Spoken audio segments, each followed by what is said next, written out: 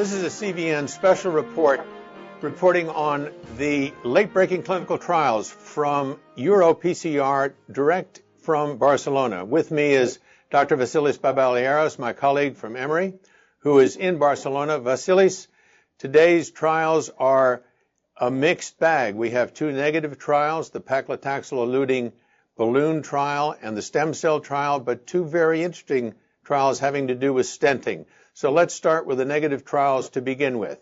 We have stem cells for myocardial infarction and paclitaxel-eluting balloon versus paclitaxel-eluting stenting in small vessels. What came out of those two trials? Peter, the intracoronary stem cell trial for acute MI was negative, as you stated. It was interesting. They injected bone marrow cells in a much higher quantity that's been used in any other trial, actually 381 million mononuclear cells.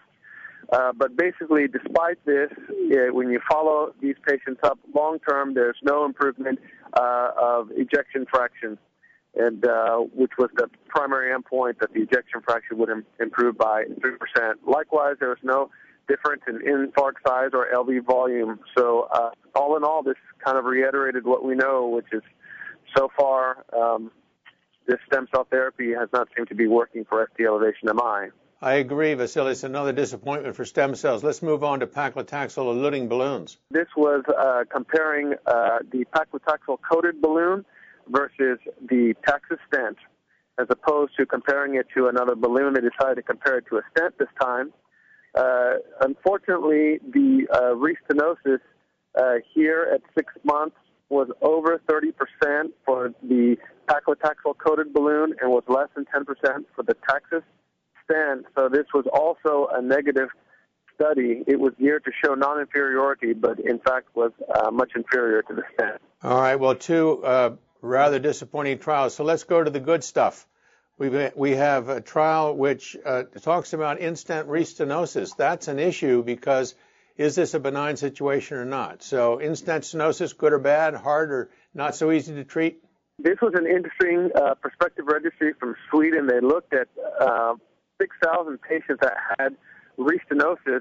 5,000 of them had restenosis from a stenting procedure and 1,000 after a ballooning procedure.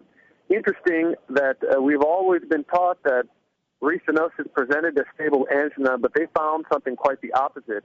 About 60% of patients were presenting with unstable angina or ST elevation MI.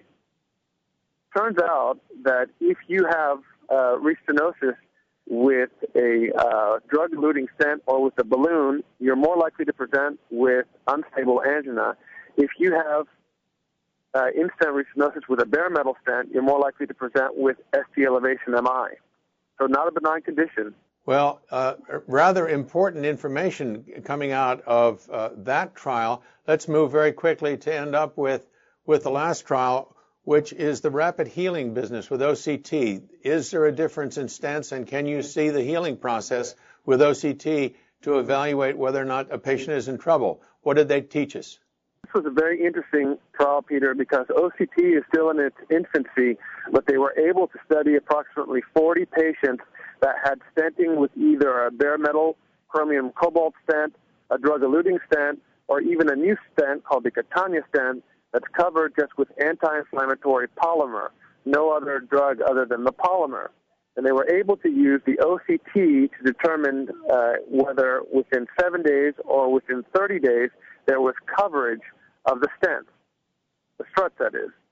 So it sounds as though OCT may embark on a new journey, which is trying to figure out whether we can stop dual antiplatelet therapy. Is that possible? That's absolutely right.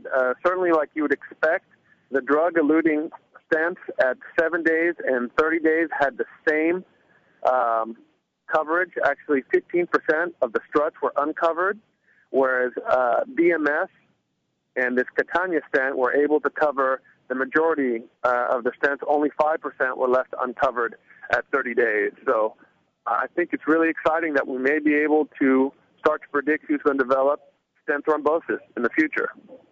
So important new information from these late-breaking clinical trials from EuroPCR in Barcelona. Thank you, Vasilis. I'm Peter Block, and this is CVN.